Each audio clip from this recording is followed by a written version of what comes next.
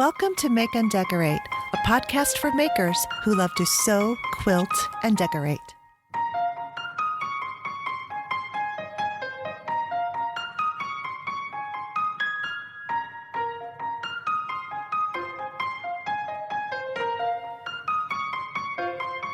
Hello, everyone. Welcome to the Make and Decorate with Stephanie podcast. I'm Stephanie, your host, and this is season 4, episode 79. We are super close to the Christmas holiday. It's just in a couple days. I hope everyone is doing well and enjoying the holidays with your loved ones as best that you can. If you've listened to the podcast for a while, you do know that I look forward to winter solstice every year because I do not like the early darkness, and I used to get very depressed and not even realizing that on December 22nd, we start gaining a little bit more daylight every day after that until the summer solstice. So now that I'm fully aware of how that works, it just lifts my spirits up, and I have this positive hope that the days are getting longer and we are going to have more daylight very soon. This year we've had a very lovely autumn season, and with winter solstice, officially winter begins.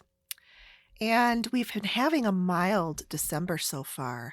It's sort of nice, but it's sort of weird because we've had a few days, like a week, where temperatures were up in the 60s for several days, and it almost felt like spring. And it's just so strange because you see all the holiday lights outdoors, and you're preparing for Christmas if you celebrate it. However, I am not fooled. I'm not fooled one bit by this weather, because January and February are usually when the Canadian polar vortex just swoops down and stays a while, and it gets super freezing cold. We may have a blizzard or 2 or 3, who knows how many. So it's coming. It is coming, and so I am enjoying the weather, the mild weather that we are having now. The air is crisp and cool. It's just so beautiful. We have today I took my dog to the dog park this morning. It was such a peaceful morning, and the sky was crystal clear blue, that just perfect blue color, and from deep to the light color. The sun is at that different angle that it's at in winter, and I don't know, to me it looks bigger, but I do know that it's farther away from Earth. It's just a strange thing, but that I don't totally understand. However, it's beautiful. So we had a really beautiful morning outdoors in the crisp, cool air and the sunshine. By the way, that gnawing sound that you hear in the background is Cooper, my dog, chewing his brand new bone. So I apologize for that, but that's what that noise is. All right, so I want to talk about the Pantone Color of the Year 2022. And the Pantone Color of the Year is Veri Peri. If you want to know what the number is, it is 17-3938. Every year, Pantone sort of sets the tone for fashion, interior design, all of the markets with their color of the year. And that's why you always see lots of saturation of a certain color during that entire year, and then it will migrate into other versions of that color, lighter, darker, deeper, as the years continue, while that color is still kind of trendy. So this year, it's pretty different than it has been. Veri Peri, it's a periwinkle color. It's a bluey purple. I want to read to you what the executive director of the Pantone Color Institute said about this color of the year. Her name is Leatrice Eisman. She says, As we move into a world of unprecedented change, the selection of Pantone 17-3938, Veri Peri, brings a novel perspective and vision of the trusted and beloved blue color family, encompassing the qualities of the blues, yet at the same time with its violet-red undertone. Veri Peri displays a sprightly, joyous attitude and dynamic presence that encourages courageous creativity and imaginative expressions. I love finding out what the Pantone colors of the upcoming year are. I get excited about it because I love color so much, and I find it interesting how the people at Pantone work to ahead of time. They're working well ahead of time to determine what colors are going to be on trend, and this is what affects a lot of different aspects of our daily lives, whether it's fashion, interior design, accessories, just kitchen tableware, all of that. This Veri Peri color, I love it because, of course, I love blue and I love purple. It is the perfect combination. I liked how she said that it encourages courageous creativity and imaginative expressions. So I think that is very inspiring for the upcoming year, and I'm looking forward to seeing this Veri Peri all over. I don't know how long they've been doing this. I feel like it hasn't been that long, maybe 10 years, but other companies have jumped on the Pantone bandwagon, and they come up with their own color of the year. So paint companies like Benjamin Moore, Sherwin-Williams, they publish what their paint color of the year is. And also our fabric companies are doing that now. So let's talk about Kona. They released their 2022 color of the year, and it is called Cosmos. It is related somewhat to the Veri Peri color, the periwinkle. It has a red purple color, but it's very brightly saturated, which bright colors are very attractive to the quilting and sewing communities. So it is a very happy, I would say a magenta color. So really nice. A lot of quilt shops are already promoting it and taking orders.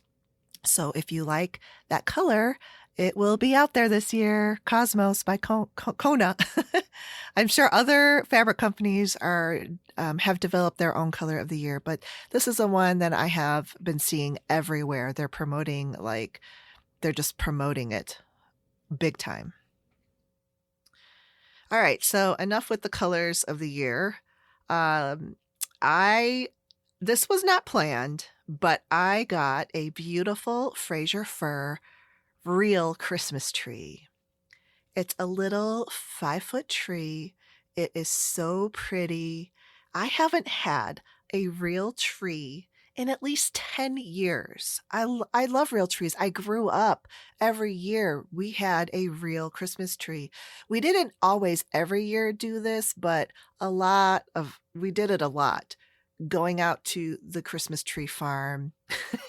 It was always a debacle. And bringing the saw that was either dull or the wrong type of saw, and trying, my dad and my brothers trying to cut this tree down. And of course, we always try to pick the biggest tree we could find. And that was the other thing too. My brothers and my dad, oh man, I don't think they have as fond memories of this as I do, but because me and my mom, and later on with my sisters, would have to pick, of course, the perfect tree. We have to see enough trees. You don't just pick one out, the first one you see, right? But what's funny is if you circle back and you end up going to that first one that you pick. Sometimes we did that, but not all the time. When we would finally pick the perfect tree, then they would cut it down and we would bring it home. We would make hot chocolate and bring it with us. A lot of times too, I think it snowed a lot more back when I was growing up than it does now. So I remember bringing hot chocolate and trudging through snow to get the Christmas tree. It is just a tradition that is near and dear to my heart. And I've been using an artificial tree for the past decade, and it's fine too. You don't have to worry about watering it all the time, fire hazards, and the needles falling off the branches. But there just isn't anything like a real tree. The scent that it brings into the home, the soft, real pine needles of a fraser fir are just beautiful, and the shape, the natural shape of the branches, and it is not a perfect tree, meaning that the branches are not symmetrical, and it's not a symmetrical fullness. And so I enjoy that. I really have had fun with that this year. And it's so bizarre that we didn't even plan to do that, but it was the 50% off sign my husband saw that started this whole thing. I have a couple of sewing projects to chat about. One of them is a table topper that I made and gifted to my freelance boss. She loves table toppers. I made it with two different Liberty Tanalon Christmas fabrics, the red pattern and the blue pattern. It's reversible, and I sewed a really pretty gold metallic lace around the edge. It looks really nice. I took some photos and posted on my Instagram, stephanie.socha.design. I'll also post photos on the podcast blog page. I'm also working on sewing drapery panels together to make a large panel and two large panels for my living room window.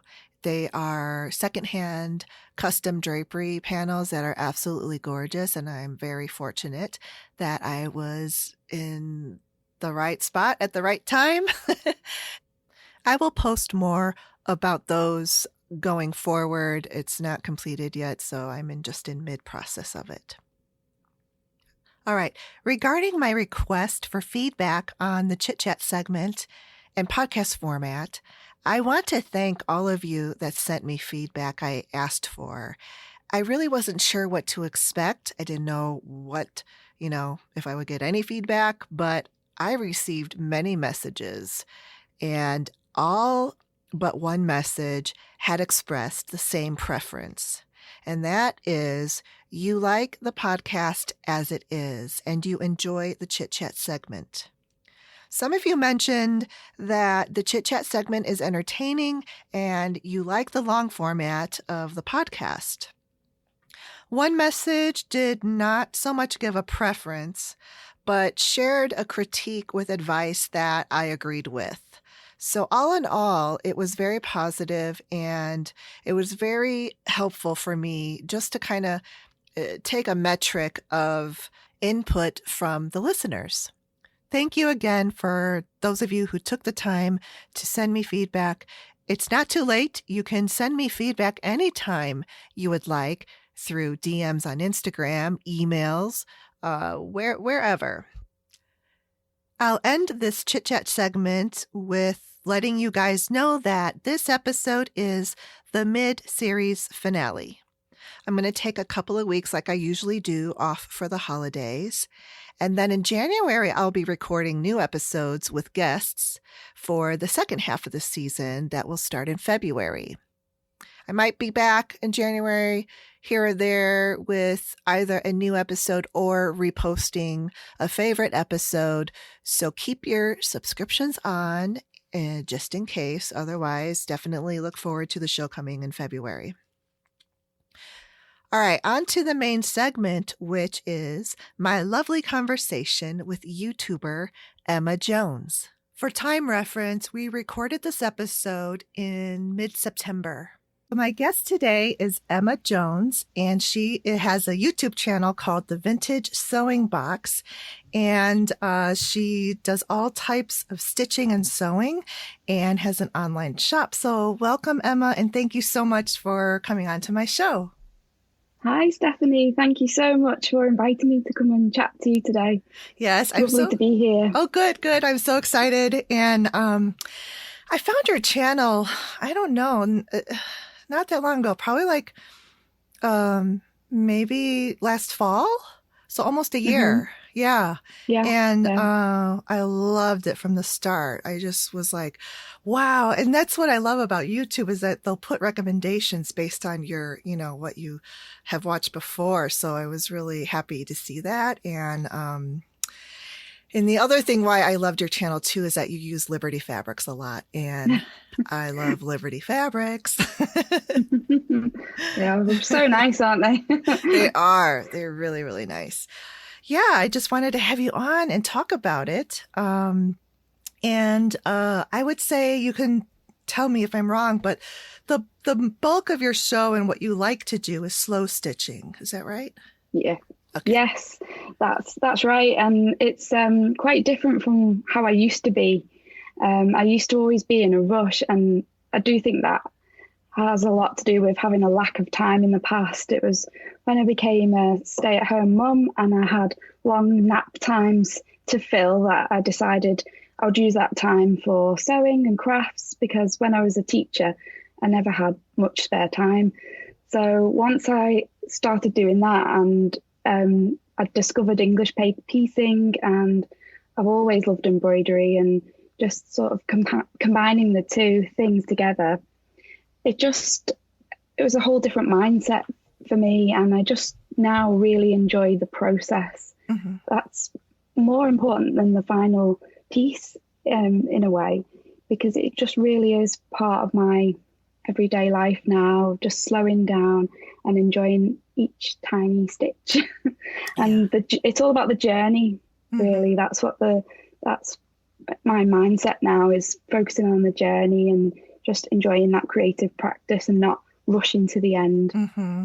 And that's just how I enjoy um, crafts these days. Just So, taking my time. yeah, so and that is one of the cool things that I noticed too is how you you combine hand embroidery with the English paper piecing, and it's so beautiful. And so that's inspired me to do that. And I do like hand embroidery as well. So, have you done hand embroidery for a while before you started English paper piecing? Yes, that was the first type of needlework that I ever did. I started when I was about 5 or 6. Oh, wow. I got some kits. I remember getting some sewing kits for my birthday, and then a while after that, my mum gave me an embroidery kit, and she taught me how to do the stitches. And yeah, I've always done embroidery here and there, and it's only in recent years that I've started English paper piecing and then combining the two, which is what I tend to do a lot of these Mm-hmm. days. Yeah, Yeah. yeah. But your designs, your embroidery designs are just beautiful. And I had a feeling you had been hand embroidering for a while, just because I can tell from just how you, pull together. I mean, I would call them vignettes, but it's kind of like how you pull Mm, your designs together of the flowers and the vines and hmm. stuff like that. And it's just so beautiful. Oh, And thank you. yeah, yeah, and you tend to use a lot of Liberty fabrics, which I love so much. Mm. I'm just as much of a Liberty fan, I think, as you, except you're closer to it than I am Oh, I in know, the UK. I know. Yeah, there's just something so special about them, isn't there? And I've been an admirer of Liberty fabrics for years, but I've only recently started being able to buy them because they are on that slightly pricier end They of are. fabrics. Yes. And in the past, I just couldn't buy them, but over recent years, bit by bit, started with small pieces, Hmm. and that's the great thing about them because the quite often the scale of the print is such a small scale that you can use tiny pieces. Hmm. So it really lends itself to tiny patchwork. But then there's so many other lovely things about it, isn't it? Like how it feels and its drape, and it's just yeah, it's really special fabric, isn't it? It's lovely. It really is, and it's very nice to stitch through, stitching by Mm, hand too, because yes. it's so silky and yeah, it's not and there is a difference between that and the quilting cotton quality, Mm, which is why it's so mm, much more. And I know I'm like, I didn't discover mhm. Liberty though until about I don't know, it's been 7 years or something it hasn't been that long. Mm, But once I, saw it and got hooked on it, um, I just couldn't believe like it's just and finding out the history of Liberty, the store, and how they archive their patterns throughout the yeah, decades. It has a really yes. interesting story. It does. It really, it's fascinating. Yeah, each print, it's got story behind it, and Mhm, yeah, they're just wonderful, aren't they? I love mhm. them. Yeah, me I could collect too. them. Yes. Well, yeah, and then this past weekend, Liberty had this sale going, and we had our in the United States the Labor Day holiday. Hmm.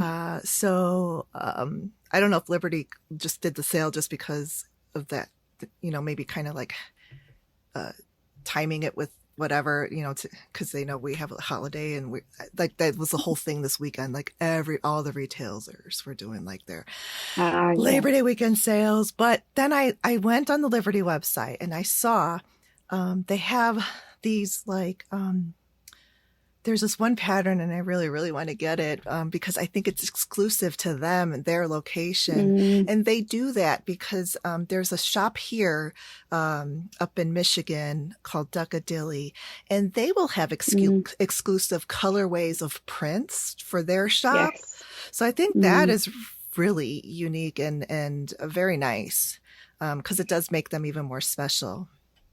Yes, and that's something I've only learnt about in recent years. I don't know how long that's been going on for, but you can get exclusive prints, like you say, from that shop and other shops and Japan as well. They Oh. produce lots of really lovely exclusive prints that you can only get from Japan, from Mhm. Etsy sellers and things like that. Oh, And that wow. makes it even more collectible Doesn't it? Yeah. because you want to get those exclusive ones. As if we need help collecting even more of those. Yes. It's fun though. It's really, really fun. Mm, it Um, is. so let's talk about just your YouTube channel and when you started it and Hmm. just talk about your YouTube channel. Yeah. So I started the YouTube channel last year, so April 2020. And leading up to that point, for just over a year before, I've been sharing my work on Instagram and connecting with people there. And quite often people would say to me, you should start a YouTube channel because I like sharing little videos on Instagram as well. That's something I've always done. But I never thought that I was really a YouTube type person. I'm quite camera shy, although I'm trying to be braver about that.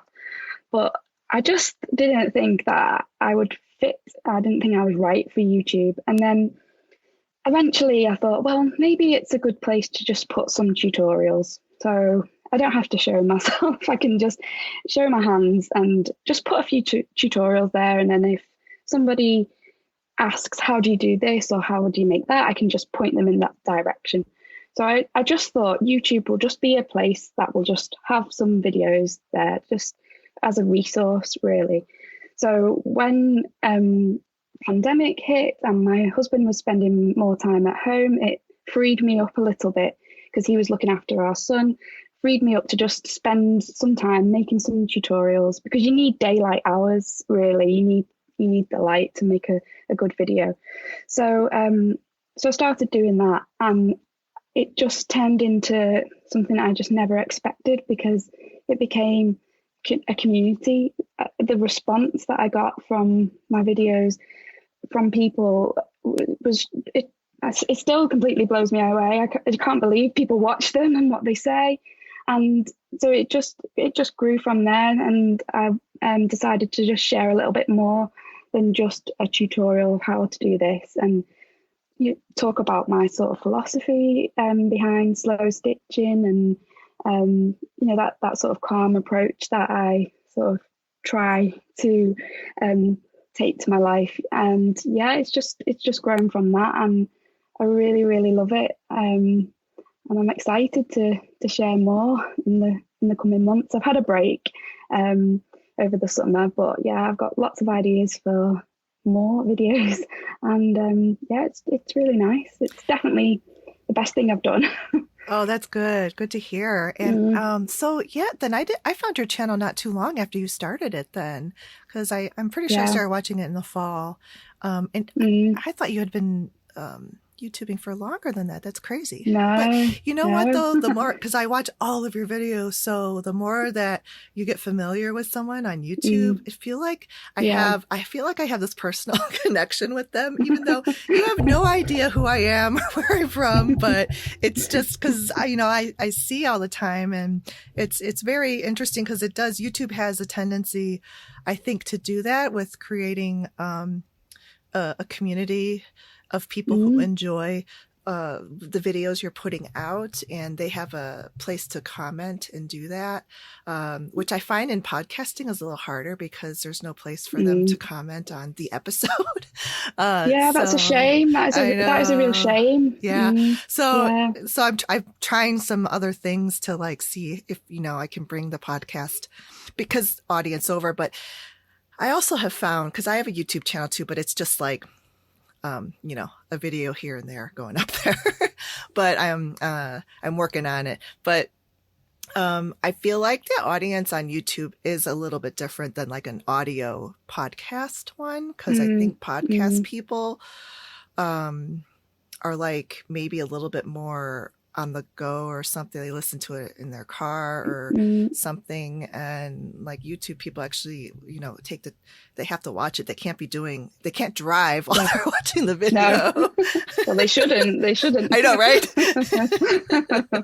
So, Yeah, you do get such a great response. I just mhm. didn't anticipate that at all. And people really take that time to write heartfelt comments, because they've taken that time out of their day to watch your video. Mhm. And yeah, there's just such a great connection there, and it's really, really nice. So yeah, Well, definitely yeah. recommended. Yeah, and you had mentioned that you were a little camera shy and really Mm. just show your hands working the project, but that's also kind of a specific style that some YouTubers Mm. have, Mm. and it's nice. I think it's because of the content that you have to show us really requires like kind of like that overhead shot of your Mm. hands, like doing that hand stitching and a little bit. And you have really good. The other thing is too is that the distance. It's just like having a front row seat versus I'm sitting way back, 1,000 rows back, and I really can barely see what you're stitching. You know what I mean? Like you have it focused Yes. and you have it like just the right zoom in and everything. So I appreciate that. And I'm pretty sure all of your subscribers like it too. Oh, thank you. Yeah, that's a really good way to describe it, actually. And it's funny because years ago, when I was teaching in school, I did some cross stitch with my class. But of course, when you've got a class of 25, 30 children and you're trying to show them how to cross stitch, Mhm. they can't see. I So know. actually, back then, I actually got my teaching assistant to film me, and we put it on the big interactive board and just had it on a loop, so they could just all sit there and watch it over and over and learn how to stitch. So that was like the beginnings, really, Oh, it's of brilliant. YouTube. Yeah, because that is the thing. Like when you have a class, even like when I've been Mm. in some sewing or quilting classes, it's like you have to gather around the instructor, and then, Mm. not maybe like two or three people can really see what's going on, and everybody else is just like, Mm. Yeah. Yeah. so there is a very, I think it's advantageous to have a video, and that super close up view of exactly how you're stitching. It's just really clear. And Yeah. I love that. You've done like these really cute little projects, and the scissors case, like almost like tools and notions projects where you could store your sewing supplies, your scissors, I think you have one of a needle case too, right? Yes, a little hexagon needlebook. Yeah, and they're all made from English paper piecing, which was really, really neat. And I did go back and watch some of your beginning videos, and you do a really good job of showing how to just the basics on how to do a English paper piecing with hexagons. So Oh, talk a little thanks. bit about that, and then your projects that you make that use it, because I feel like that's the other thing that's probably what people love is that your channel has progressed and almost like in chronological order where you started with the basics and Mm, have taught people if they didn't know how to do an English paper piece, and then you moved into like these simpler projects, and now you're into bigger projects and even sewing machine stuff projects too. So talk about all of all of that. yes, so I just when I started, like you said, I just thought I'd show some basics. But one of the things that I think can put people off English paper piecing is it can seem really daunting because you think, you have to make a big quilt out of thousands of tiny pieces, and it's going to take, years and years to make. And those projects are wonderful, and lots of us do have quite a few of those on the go. But I quite like making small things too, and even though I enjoy that slow process, it is nice to have something finished. And I do love making little sewing cases and things like that to store notions in, and it just makes that time when you get out your sewing and you get out your basket and your needle book and have them all on the table, it just makes it extra special, doesn't it, if you've taken time to make them yourself. And so that's where that came from, really. And that then the needlebook, the hexagon needlebook's been such a popular thing. I mean, it's so exciting to see other people make it and share it. I couldn't believe it. And it's been downloaded thousands of times Oh, wow. from my site. It's Nice. crazy. But I think the appeal of it is that it's just a nice small little thing that you can complete in a few hours, and that it is completely hand stitched. And it's Mm-hmm. great for beginners because it isn't too complicated. It just, you can just follow the steps, and it's just a nice little thing to make. So yeah. um That's a good point because you don't have to make 7,000 hexagons for a quilt. You can make mm, 30 or whatever you need for the small mm, project. And mm-hmm, people, we do love some fast makes, and to have a fast make project that you also have done by hand is mm, pretty. I mean, that's pretty remarkable. I think that that's a really nice combination to have because you get the benefit of the slow stitch. mm-hmm, And we can talk about that because slow stitching is very different from machine sewing. And mm, machine sewing, I mean, I do a lot of machine sewing and quilting. And it also has a sense of, cathartic, mm, a way about it. And, you feel like you're being creative and stuff. But mm, when I sit to hand stitch, it's just a different feeling, and it's more quiet and I guess still versus frenetic, because you could be really frenetic on a sewing machine trying to zoom stuff through. So I mean, I think that's probably how you would look at it as well, right? Yeah, yeah, definitely. I think all different types of sewing definitely have their place. Yeah. Uh, I definitely enjoy making a quick project on the machine from time to time. Recently made a quick Christmas cushion for my son. I think if I was always going to make everything by hand, I wouldn't complete everything that I would want to complete. So you do have to have a bit of a balance. And you get different things from it, don't you? So you get that great feeling of, oh, I finished something from machine sewing. Although plenty of machine piece projects take a long time, Oh, don't they? yes. Big quills, they do Yes, take a long they time as do. well. So, but yeah, it's a different feeling with hand sewing, and yeah, there's a real sense of calm in it, and that's part of the reason why I like the small things, I like the small hexagons, and you can just have them with you. You know, it doesn't take up much space, and then you can just sneak a few stitches in here and there when you can, and there's just something so nice about that. Hmm. That reminds me of something recently. I went to a baseball game with my husband, and we had they were from his company, so we had really really good seats and stuff. But at this ballpark, you're limited. You have to have like a 9 by 5 purse and nothing bigger. Oh, So, and baseball is a very slow, can be a slow game, and you're mm, just like sitting. I mean, there could be, and this game went long. There was like hour-long inning. It mm, was just crazy. So I know how it is. So I like to bring something to work mm. on. So I was able to tuck in my hexagons, and I think you have them too. I saw them on your video, but I have those Japanese mini snips scissors. Yes, yes, they're brilliant, aren't Perfect. they? Yeah. So that and a little tiny Mm, roll of thread. I mean, that's all I needed. yeah. And I had no, I brought the glue stick too because I had the fabric cut out, and then I had those hexiforms. We're going to talk about that next. But Mm. all in a little tiny purse, and then I was able to pull it out and do the stitching Yeah. when it got to that point where it was just like dragging with the ball game. So Yeah, you're right. it's perfect. It Perfect for that. is. You might be like me in that you can't. I really struggle to just sit and passively do not. Well, it's not doing nothing, but to watch things. Yes, I do struggle with that. I like to be doing something. I do So yeah, too. it helps. Yeah, It helps I'm with the that. same.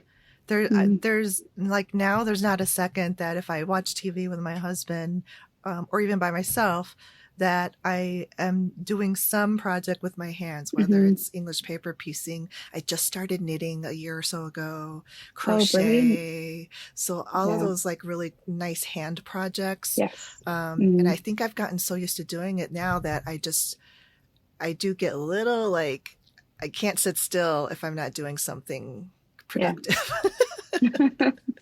That's totally me as well. Productive in the craft sense. Hmm. Yeah, Yeah, yeah, it's fun. So it let's talk is. about this hexiform because I learned about this from you. Hmm. And when I saw it, I immediately had to search Ashmead up and ordered from them this hexiform. And I've talked about it on my podcast before, like totally telling my listeners this hexiform is so amazing. And um, I have a little tiny flower here that I did with hexiform. This is the smallest piecing I've done yet. And I know you've done even tinier, but this is a 3/4 inch hexagon flower. Oh, it's lovely. Um, but it is this hexiform. You go ahead and describe it, and let just tell us about it and why you love it and the things that you Mm. do with it. Yeah, it's an alternative to paper in English paper piecing, and it's made of fabric. And I'd sort of describe it like a bit of a fabric stabilizer. So it holds its shape, and it comes in a range of shapes and sizes, pretty much every shape you can imagine. Or you can buy it in a sheet and cut your own shapes. And it has a fuzzy side which you place down on the fabric, and then on the back it's flat, and it just makes English paper piecing even easier. And it has so many benefits, so you don't need to remove it afterwards. It's designed to stay in, which gives your work a different dimension. It gives it some texture, some plumpness. Because it's not paper, it's soft and it's malleable. You can manipulate it more easily than you can paper. And I find it to be much easier on my hands. If I've been stitching an EPP project with papers, I do get some fatigue in my hands eventually. And so I do have some joint pains as well. But with hexiform, because it is fabric, I don't get that tiredness at all, don't get pains and aches, and I can do more, which is great. And also, another reason why I really love it is that you can just embellish it and stitch straight into it. So that's where the embroidery came from, and sort of combining the two. When I realised that I could just, stitch straight into my EPP, and I'm really interested in that repetition of the same motif to mirror the patchwork shapes. Yeah, that combination, I just love it. I think it's really great stuff, but it's not that, it hasn't been that well known. So it's been really exciting to see a lot of people trying it out and really loving it. The feedback is really great because it is a great product, but it is essentially a handmade product by Ashmead Designs. It's their product, and they do make it they buy it and cut it all themselves, and which is just wonderful. They're a lovely family company down south in the UK, and yeah, it's lovely, and it's lovely to support them as an independent family business. Yeah, absolutely. And so when I learned about it, we were still kind of before the vaccine part of the pandemic, Mm-hmm. and lockdowns were everywhere. And so I ordered from them, and I kind of, figured it's coming from overseas, and I'm gonna, I probably won't get it for a while. And I got it so quickly. I couldn't even believe it. It was awesome. And then when I got it, I could totally, like, you could see it on your videos. But I couldn't wait to have it in my hands and feel it and try it. And it really is, it's like a stabilizer, and that fuzzy side really grips the fabric. And like you said, because that's part of the issue, is your hands really, you don't even realize the muscles and tendons or whatever you use to grip. Yes. I've felt pain from gripping for so long. And it really does make it easier. It's really nice to stitch with. And like you said, it provides a stabilized piece that you can hand embroider through brilliantly. It looks so pretty. And then with, like you said, there's sheets. You have made structured pieces, like little boxes, right? Notions box. Because it has that body. And go ahead. Talk about that. I do tend to use the foam, which is a slightly different product for the boxes and things now. I have tried them with the hexiform, and I've used that on the inside actually to sort of give the lining a nice structure. It really, somehow it really flattens out the fabric and just gives it a great shape. Whatever you make from it, really, it is a really great product. But yeah, I do tend to use the foam, the that you would use in bag making, that sort of thing. Yeah. Like the Soft and Stable or the Pellon, they make good foam. But it still would make a good, if you wanted something with a slimmer profile but still have some structure, like a needle book. Would work really nice with that. So, and I'll put the link, hexiform. You're selling it now, aren't you, in your shop? Yes, I am. I don't know when this will go to air, but it does tend to sell out quite quickly, and trying to keep stocks up on my shop's quite a challenge at the moment, just, on my own. But if it's not on my website, then definitely Ashmead Designs, they have it. And do you know Brimfield Awakening in the US? They sell it too now. So it's in the US. Oh, good. Very good. That's hexiform. And then there's a few other things that you sew with and recommend that I think are really good. People can stitch with whatever they want. I mean, you can, I've stitched with 50 weight threads all the way up to 100 weight silk thread. And so you tend to stitch with, you kind of figured it out what you're comfortable with. So tell us what thread, needle, and that sort of thing when you do your hand stitching for EPP. Yeah, I totally agree with you that you can definitely use whatever you want and use whatever you've got. And that's the beauty of EPP. Just pick up a needle and thread and get going. But over time, I have found a combination that really suits me. So I really like to use Invisifil thread, which is by Wonderfil, and that is 100 weight. So it's very fine, but it is a polyester thread, and it's strong. And like the name suggests, Invisifil, it does tend to almost disappear completely into the fabric. So the way it reflects the light, you can hardly see the stitches. And I find that to be really great for tiny piecing, especially if you're doing 1/4 inch hexagons, because your stitches can look, well, definitely mine anyway, can look really big when you're doing tiny pieces. So that's what sort of led me to trying that thread, and that's the thread I really love. But I also quite like the Wonderfil Athena thread, which is actually designed for applique, and it's a cotton thread, and that is 60 weight.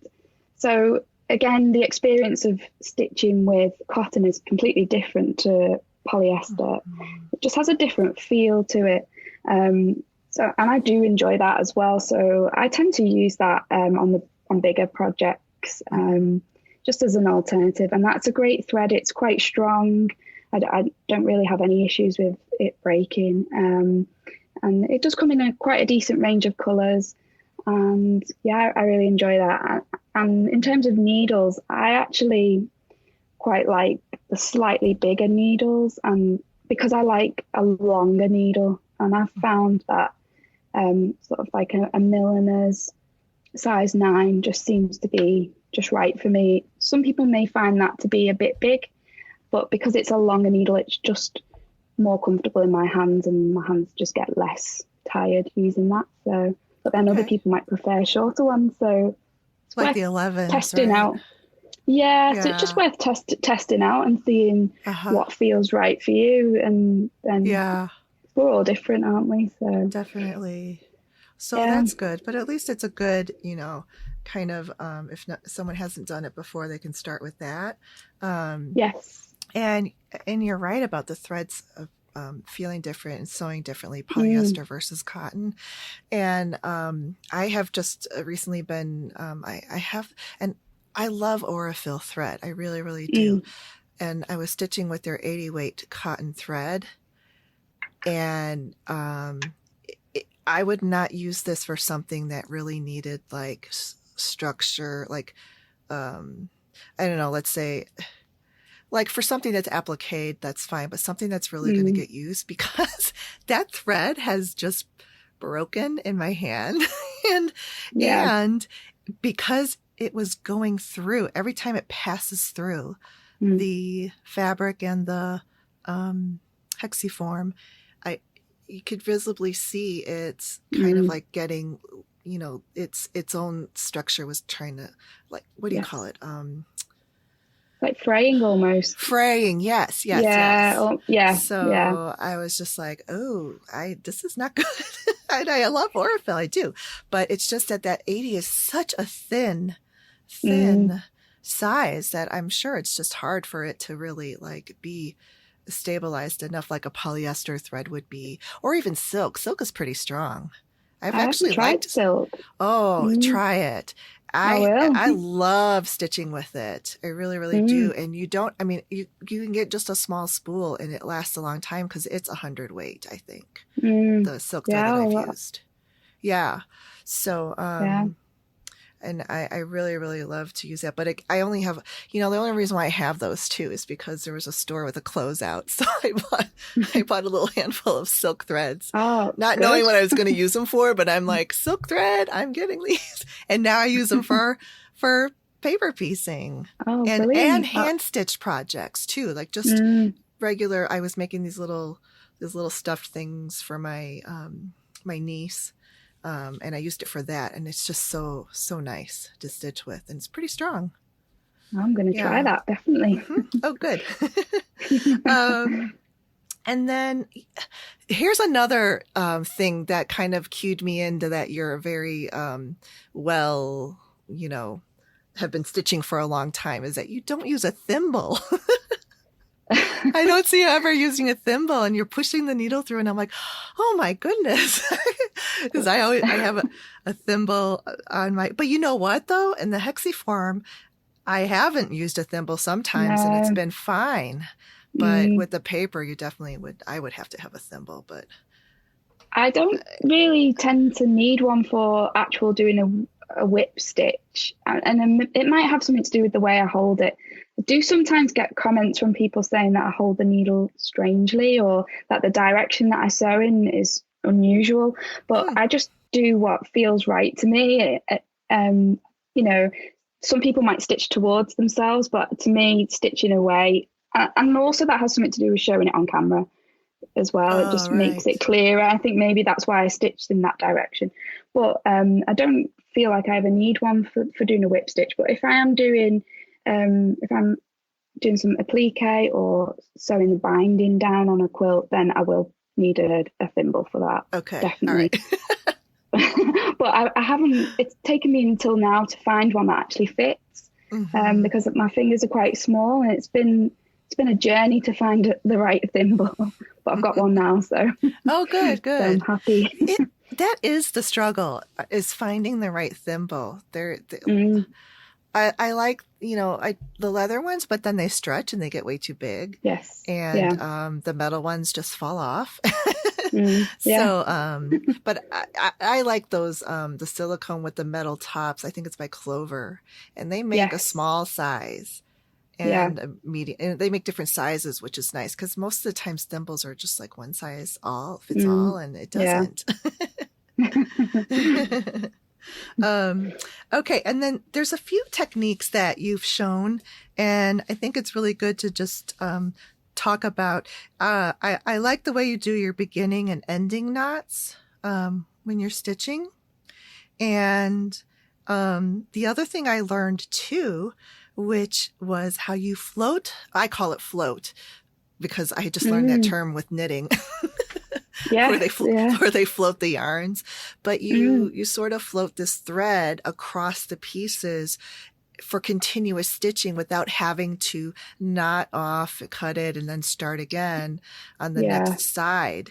And I Mm, thought that was brilliant. So now anytime I can do that where there's a continuous, line mm, for it, I try to do it that way, and it saves time and also, you're not having to break the thread line, I guess.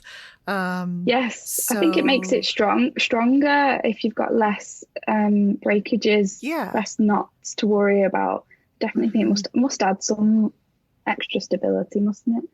So, Yeah, so it makes me pay attention because I don't know, like maybe before I always just only stitched the certain side first. It's strange.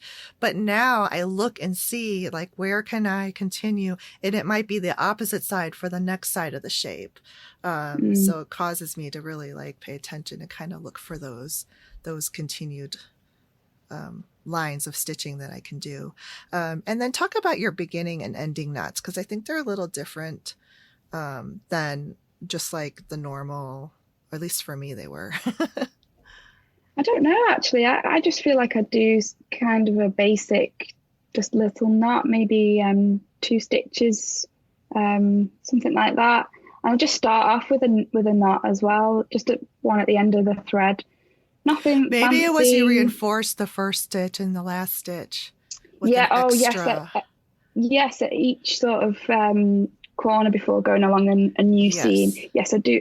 I do make a loop and go through there, and that hmm really does help because the odd times when I've had to unpick something because I've made a mistake, it is harder to unpick because mm of those little reinforced stitches at the corner. So that's hmm definitely worth doing. And on talking about floating the threads, that's hmm another great thing about hexiform because hexiform hides the seam allowances. So if you're using a fine fabric like Liberty, which can some of them you can sort of see through a little bit, hmm you don't see your seam allowances and you won't see your threads either with hexiform. Is it, Oh, that's a good it, point. Yeah. yeah, yeah. Uh-huh. So it's really great for that. Yeah, it's opaque. Uh-huh. Mm, Really hmm good. Mm-hmm. Yeah. Um, so there's something else I noticed. I think maybe this might have been, I don't remember where I saw it first, if it was your website or on a video, but you actually had one of your pieces on exhibition, grandmother's garden piece. I thought that was Yes. really, Yeah. really interesting, and congratulations. Oh, thank you. It's such a personal piece, that one. That was really when I was starting to sort of find my style and experiment with this idea of using the tiny hexagons and the hexiform and embellishing it with some embroidery. And when I made that piece, I made it in memory of my gran, who'd passed away a couple of months before. And um, her garden was that style. It was that traditional grandmother's flower garden, because she had these stone paths around the flower beds and had lots of roses. And so I made that with thinking of her, and I added the embroidery along the paths, just sort of to symbolise myself as a child going around her garden. That's just a really happy memory for me. And then I was showing my dad, and he was like, "That's artistic. That's art." And I was like, "Oh, I don't know, Dad. I don't know if it's art." But it was really nice that he said that to me, actually, and it meant a lot coming from him. And then there was this open art exhibition, this open art competition at a local art gallery, and I've never ever put myself forward for anything like that ever before, but I was getting some really lovely encouragement from my family, and so I just thought, okay, I'll take it along. So first of all, it's quite a funny story, actually. I didn't know how to present it. I've never put a quilt into a show or anything like that, so I just took it along, and I've just hung it from a piece of doweling. So it was just a small. It's made from half-inch hexagons. It's just a small piece. And the lady was like, "Oh, I don't recommend that you submit it like that." And she was giving me a bit of a wink, wink. You need to get Oh. that framed, because it wasn't a given that you'd be accepted into the exhibition. You submitted your piece, they judged it, and then you found out a few days later. But she was saying, "I think you should go and take it away and come back, get it framed." I didn't know where to frame it or anything. Eventually, I managed to find a framer who rushed it through, and yeah, they framed it in a lovely white frame, and I resubmitted it, and they accepted it, and it was displayed in the exhibition, which was such an honour. I can't believe that happened. But that gallery was actually a place that my gran used to go to, and she used to go to the cafe and have a latte there. That was something she really enjoyed doing. And the way they did the exhibition was that they put the pieces all over the gallery, and mine was actually displayed in the cafe, which would be where she would have sat. And I just couldn't believe that happened, and I wish she could have seen it. And hopefully, she has seen that. But yeah, it was really special. So that piece will always have a special place in my heart, I think. Yeah, absolutely. Oh, wow. What an experience. That is Mm, so cool. 'Cause I haven't submitted anything either.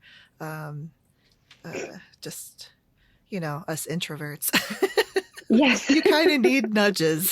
So it's good that your yes, family you nudged do. you to do Yeah. that. And it's beautiful. I saw the pictures of it. And those half-inch hexagons are so tiny. I mean, I know there's quarter-inch ones, but I don't even know how Mm. you stitch those, but I'll work my way down to that.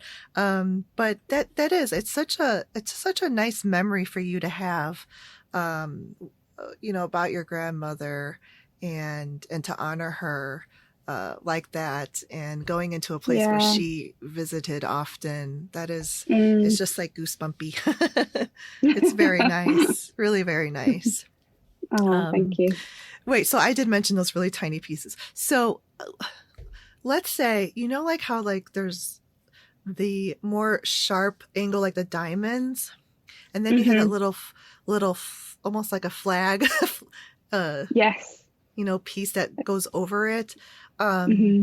so when you piece those together, what do you do with those little flaps? Do you fold them down and stitch through it Yeah, that way, or? there's a couple of options really. There's a couple of things that you can do. It's good to, when you baste your shape, to make sure you do them all in the same direction so that they can sort of nest together and Okay. slot one behind the other really, and the pieces fit together like that quite Okay. nicely. But also sometimes on the really tiny ones, I just use the glue to sort of bend it back on itself. I might have shown that in some videos. I think um, maybe the video called Tiny Patchwork Flowers, Oh, because yes. some Uh-huh. of those brooches, one of them might have been that the pointy ends were on the outside Mm-hmm. and they weren't going to be joined onto anything else. So you can sort of bend it back on itself and glue it with the glue pen. And if you're careful, you can still retain your point, which is what you want. So Mm-hmm. um, yeah, there's a couple of options. I am going to do some videos on diamonds soon, actually, Good. and just showing Yay. some. That's in the planning stage at the moment, Oh, because good. you can get some holes in the middle when you're joining them together, and that can be a bit of a tricky Uh-huh. point. So Yeah. hopefully I can help people with that. So that Yes. should be coming up in Oh, the next, I'll say, few months. Things do take me a great. long time, but it will happen. Great. I'm looking forward to that. Good. Just one more thing before we conclude. Your sewing machines. So you have I like, everybody loves when people shows their sewing machines because and especially me, because I love sewing machines. So I'm always curious about how, each one works and Mm, everything like that. And so you have a FAF computerized sewing hmm machine. And then more recently, you got a Juki, which is a hmm straight stitch, which I have a Juki as well. So I love that machine. And I hmm think you talked about it. You had it on your video, and talk about it now, because now mm. you've had it for even a little bit longer. So how are you doing with the Juki? Yeah, I really love it. When I decided to buy it, I wanted a machine that was going to be really good for quilting, because I am really interested in machine quilting as well as hand quilting. And like we said before, it's nice to have the different types of sewing on the go. And my other machine, it just didn't quite get through the layers that well. So that's why I bought the Juki, because it is it's like a semi-industrial style um, machine, and I haven't quilted a big quilt on it yet. And it's got that extra throat space, and it's got quite a high space, so it will be really great for quilting. But I haven't quilted a big quilt on it yet. But I have done quite a bit of piecing on it, and it's really great. The stitch quality is so good. It's yeah, it's a brilliant machine. I really do recommend it. Really, really happy with it. I had any issues with it. And I love it. So simple. It Yeah, just me too. sews, and there's Yes. no messing about. So Yeah, yeah, it's really I great. know. I love it too. And the it has the most reliable straight stitch. And Mm, the other thing too that I like, and you mentioned like the height of it, but it's mm, one of those that has the high shank feet. And the machines that have that, to me, I can see better what I'm stowing than mm, the little clip-on feet, because yes. then it's completely lower, and sometimes your view gets obstructed by the machine itself, Mm, and it's sort of inset, whereas the high shank has to be a little taller. and yeah. and I just have a lot more vision to what I'm sewing. So I love that machine for that as well. And Yeah, it's that's a really so good easy to point. maintain. Yeah. Mm, Yeah. yeah, it's a really great machine. I'm Yeah. really glad I bought it. So Oh, good, good. And one of my favorite things is the pedal where you can just put your heel on it and it clips the thread. yeah, Some that people is don't like really that. handy. Yeah, but it's I so always, I always handy. have, yeah, I always have it set, because you can put something on it to stop that happening, but I don't do Yeah. that. Me I neither. find that really helpful. Oh, Yeah, good. it's great. Hands Yay. free, Yeah. isn't it? So, Is it? It is. Yeah. It's so fun. It's fun too, I think. yeah, it is. Well, all right. Well, before we go, why don't you talk about, because you have an online shop and you sell Hmm. patterns and now you sell supplies for English paper piecing? Hmm. Yeah, so I started that, it's a year ago now, and I wanted to just create a small place where people could buy the things that I really love. Because leading up to that point, I was always being asked, where'd you get this? Where'd you get that? And people wanting to try the things that I recommend and that I really love to use. So that's where the shop came about, really. It was a place where everything that I sell are there are only things that I use myself and absolutely love. And I wanted to create this little, I wanted it to feel like it was a vintage haberdashery type shop. In my head, if it was a real physical shop, that's what it would look like, a haberdashery from the past. So what I sell are the needles that I really like, the threads that I've talked about today, and do sell some hexiform, but also some kits for my patterns, which have been really, really popular. And they do include Liberty fabrics. Oh, And wow. so I have lots of plans for more kits. Hmm. Hopefully, I can produce some more before Christmas. And I have so many pattern ideas that I need to really sit down and get to work on, because I am just literally full of ideas. I just wish there was more time. Honestly, I'm constantly writing this idea down, that idea down, and it can be difficult to sort of. I find the pattern writing process to be quite long because I really want to be thorough. But at the moment, I have a pattern for my hexagon shaped sewing case and also hexagon shaped storage basket, which are items that I use in my sewing room all the time. Find them really useful. And I have a lot of free patterns. That's really important to me, to share free projects when I can on YouTube and on my website as well, because I really want everybody to pick up needle and thread and get stitching. And I don't want, there to be a barrier to that. So that's why it's really important to me to share free projects that anyone can just have a go at. So Oh, yeah. that's really nice. Yeah. And I'm sure everyone does appreciate that too.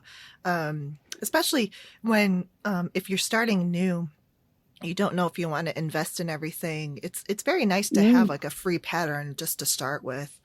Um, yes, yeah, yeah. definitely. And I see that box behind you, the Oh, hexagon storage. yeah, Yeah, yeah. So that's the bigger size. you have the English paper piece flowers on each side. Hmm.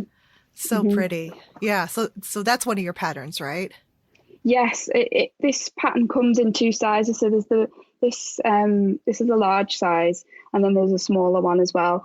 Both really handy. And there's pockets on the inside. Do excuse what is Ah. inside, because it is. I just use them. It's just to catch Oh everything. yeah. But there's a little scissors pocket there Mm-hmm. as well, made from hexagons. So I I find them love really it. useful. Yeah. Yeah. Uh, And I like to have pretty things like, especially if it's for storage, because every time you look mm, at it, don't you smile and you're just like, yes. Yeah. it's so pretty. I made that. It's beautiful. Everything you make is very beautiful. Oh, And I thank you really so enjoy much. it. I enjoy Thank you your so much. channel. And Oh, I'm so happy that you came on to the show. So thank you so much. I could continue talking with you for a long, long time, but um, I will spare you that. oh, no, me too. I really love talking to you, Stephanie. It's been really nice. Like, Yes. I feel like, old friends catching up, talking all things sewing. It's That's really nice. yeah, thank you. That's kind of the how I wanted my show to be, is more casual and just Mm, friends talking. it's lovely. So thank Hmm. you again, and I will talk with you A again for pleasure. sure. Oh, lovely. Thank you so much. It's been a pleasure. Thank you for listening, everyone. And that is a wrap on 2021 for the first half of season 4 of the Make and Decorate podcast. If you're a patron, there will be another conversation with Emma Jones that I have in, it will be in your December 2021 bonus episode. Happy holidays, everyone. And I wish you a very safe, healthy, and happy holiday and times with your family and loved ones. I'll chat with you next year. Bye-bye. If you would like a bonus episode every month, become a patron and support the Make and Decorate podcast show at my Patreon page, Make and Decorate. For extended show notes with links and photos to what we've talked about, visit my podcast blog at makeanddecorate.com. And remember to take some time for yourself to be creative. Bye-bye.